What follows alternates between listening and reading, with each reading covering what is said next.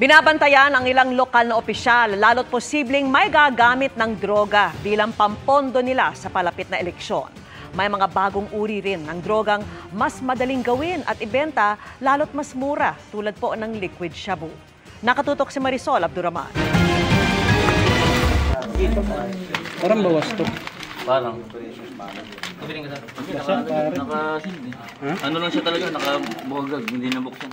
Aktual na transaksyon ito sa pagitan ng dalawang suspect at mga nagkunwaring buyer ng shabu sa Ermita, Maynila.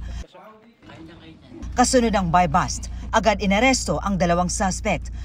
The suspect arrested are key member of the major syndicate that have been fueling the proliferation of illegal drugs across our countries. Nakuha sa kanila ang mga nakapak na tila pagkain lang ng mga isda, pero nang suriin, shabu pala.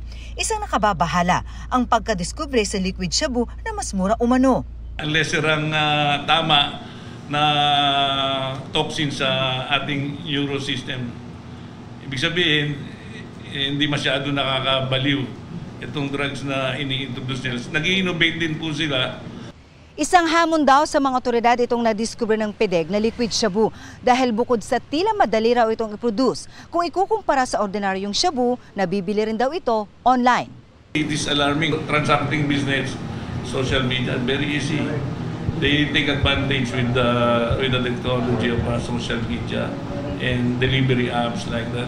Okay. Napakadali for them to conceal. Sa video ngang nakuha ng mga otoridad, kita kung gaano kabilis itong magawa. Wala pang pahayag ang mga naarestong suspect na nakuha na ng halos 11 kilo ng shabu na tinatayang halos 75 million pesos ang halaga. Ang mga ganito ay mahigpit na binabantayan, lalo't palapit na ang eleksyon.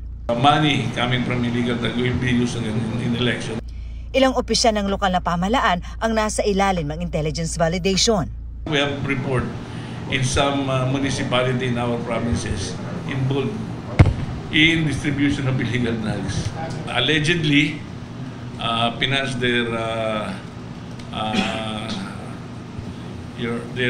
desire to run for an election. Magdaratingan pa yung mga shabu na yan, maybe on a seaside entry, maybe on a floating mode of entry. They have innovation. Para sa GMA Integrated News, Marisol Abduraman, nakatuto 24 oras.